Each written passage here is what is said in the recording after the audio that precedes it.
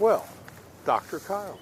So I'm here with Ethan Becker, my friend, and this is the Becker Gathering. So you're very likely to hear all sorts of nonsense in the background, including forging and Yes. maybe the gunshots. Little ping noises are it's the sound of hot metal being beaten into a knife. Right. It's a nice sound. Right. And so basically we're going to have to make this quick because people are going to interrupt us. So right down to business, he has a brand new knife just released this week, the BK20 by K-Bar. Yes, the Boondock Bowie. Right. And I'm going to start off with why it's called the Boondock Bowie. Okay. And that is that during the Philippine insurrection, the Marines found out that what the locals called boondock, the boondock, was the mountains. Okay. Which, considering that the Philippines have generally a very short coastal plain and then mountains, mountain also meant remote place. Okay. I.e. the boondocks or the boonies. Boonies. From which the Marines took the name boondocker for their combat shoes during World War II, and I think well into Korea or maybe further. Okay. And also, it's the boonie hat. Right. So basically, I took the design mostly as derivative from the what it was originally made by Collins. This one's an example by Western, and I think was made at the Camillus plant. And this is a V44, which was originally adopted. One of the Collins models, I think the model 18, was adopted as a survival weapon for aviators in Central America and Hawaii. So it was later adopted. They bought 1,000 or 2,000 of them, something like that, and then I think the buy went up to 50,000 when they issued them generally as seat pack survival tools. And it's a very nice blade. It's a little bit. This one's about 9 inches long. This one has a slightly weight forward design. It looks like it's full height convex ground, but it's not quite. The grind comes to there, and then it was flattened out by hand. Very nice blade. And I was in love with Bowie knives when I was in my younger years. Mm-hmm. And I had a bunch of German Bowies that had convex edges, and I didn't understand them at age 14 and could never get them to get sharp. But I wasn't very good at sharpening anything at that age. And I had also a big buck General Bowie, which was too light in the front. Very, decently made, especially for the time, but I never did much like it. So I kind of fell out of love with Bowies because I never could get them to work right because I couldn't get them sharp or they didn't have the right heft. So then there was an article in Soldier of Fortune about a guy who modded a V44 and to make an inexpensive soldier's knife, and he straightened the clip out and cut off the top part of the guard so that you could get a thumb out there, and opened this bird's beak up so that it was more gradual, so that it didn't work. The narrower this radius is, the more it works the little finger and hurts. And you can get real tired and real pained real quick if you're not careful. That's why the standard machete handle from the old World War II design hurts so much. So anyway, over the years, there were a lot of influences that caused me to want to do a version of the V44. And one of the influences was the guy that was running the Jungle Operations Training Center in Panama, whose name I cannot remember, and I can't find the reference anywhere in the house, of saying that a 12-inch machete was the ideal survival tool. And that made a lot of sense. But a machete is more of a slicing tool than a hacking and whacking tool. And I think that you should be able to chop things as well as slice them. So this is a full 1/4-inch stick.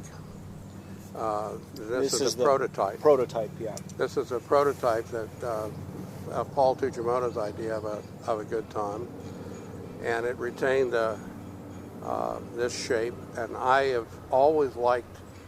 There's an earlier Collins model where this is almost non-existent, and I always like the looks of it more. And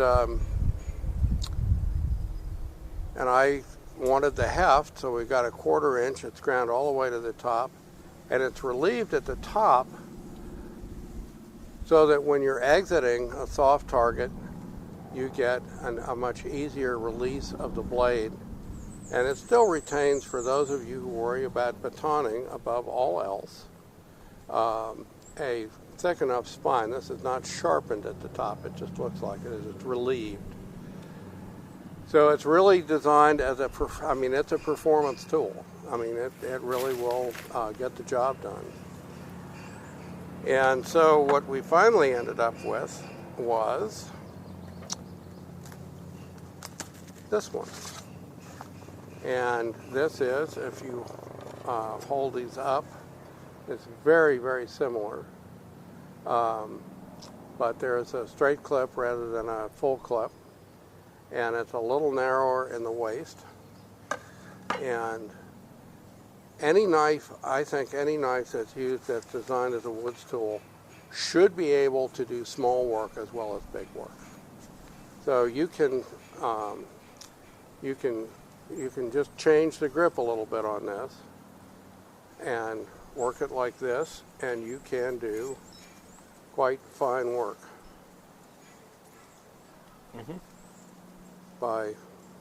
And Kyle and I decided that we both are geniuses about how to carve stuff. A lot of the outdoor education people have outdoor education backgrounds and are completely consumed with safety, say you should be out here and go like that. I get no control. I can't do it. So I get in close and make sure that my digits are out of the way, and I can do quite nice little work close up without hurting myself most of the time. So I like having the sharp part go all the way down here. Some people like a choil out in front of the handle. To me, that's a recipe for. I know that it will be a disaster for me because I will end up with a finger that will slip up onto the blade itself, and I will start bleeding. And I don't like to bleed. I really don't. I'm a baby about it. And the more I bleed, the more childlike I become, until I become infantile, and then I get very mad. There you go. So, anyway, it's a good chopper, and it plays machete very well, and it's pretty good at the little stuff. And you can do this with any big knife, and it's a kind of a useful thing to know, and it's an emergency thing. But if you take your thong and put it back here, you can use it awkwardly, but you can still use it with a considerable amount of control if you have to skin something. And it's just another tool in the toolbox. I really want something small to do that, but I can do it with this. Squirrels are a little awkward. Chipmunks even more so. Yeah. But anyway, it's a quite versatile tool. The Marine Raiders are the people who made this famous, and and they called it the Second Raider Battalion bought 1,000 of them, and they were referred to eventually as gung-ho knives. And Evans Carlson's Second Raiders regarded this tool as very, very highly. Lowell Bulger, who was a Second Raider, is quoted as saying in one of M.H. Cole's books, from which I got most of the historical data for this, said that it was, I'm trying to get this quote exactly right, it was absolutely the single most useful weapon and tool we had. And I don't know if I've made it a little bit more useful or a little less useful, but I don't think I did too bad a job on it. I like it. I bought one. He doesn't have any to give away. No, there's very few of them. Yeah. They think that this will only be a less than 500-piece run. So I bought one right away as soon as I heard about it. I've been preaching Raider Bowie to him for years. So yeah, and it's an interesting tool, and it's very useful. Yeah, and it's I think his adaptation of it. So there's this one. This is a much finer example of a craftsmanship and overall knife than the actual Marine Raider Bowies. Yeah. Because I have an actual Marine Raider Bowie, and it's a hidden stick tang thing, and the guard is green janky. horn handles. Right, and the handle is too short. I can barely fit my handle on it. So, it's. I think the improvement is in the handle. The other thing you notice about this knife is that this is an 11-inch blade? Just about, yeah. It feels extremely lively in the hand, and that's one thing I would definitely say that was unexpected when I was handling this. I did not expect it to be as lively as it is. I've hung around with Jerry Fisk too much. Yeah. And Jerry's our National Living Treasure knife maker. And he makes extremely elegant and beautifully balanced knives. And this does not have the liveliness that a Fisk does.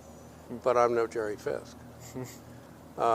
It's actually more Crowell-like than Fisk-like in its balance. Okay. And Jim Crowell is an ABS Smith that very few people really know, and who taught generations of ABS Smiths. But he had a real job until a few years ago. Oh. So wasn't full-time, but he's an extremely skilled craftsman. Unlike thee and me, who are just still at the beginning stages. There you go. Of things. Yeah. And you're lucky because you started a lot younger than I did. Yeah. So you're going to be much better by the time you get to be my age than I am. I have a lot to learn. We all do. We all do. Well, thanks for thank you. coming on, and this will also be on the podcast. So if you're a podcast listener, you'll hear this interview and video. And I'm gonna splice in some stuff. I took all kinds of detailed photos of the prototype and the actual production model with measurements and things like that, and I'm gonna splice that in here at the end with some close-up photos. And there goes the gun. So that's probably our signal. Maybe they don't like what they're hearing. Right. All right. Well, thanks for being on. Hey, always a pleasure. Yep. Always a pleasure, sir. Okay. This first photo is a comparison of the knife that the BK-20 was based on at the top, the prototype that was made from that design in the middle, and the production model of the BK-20 at the bottom.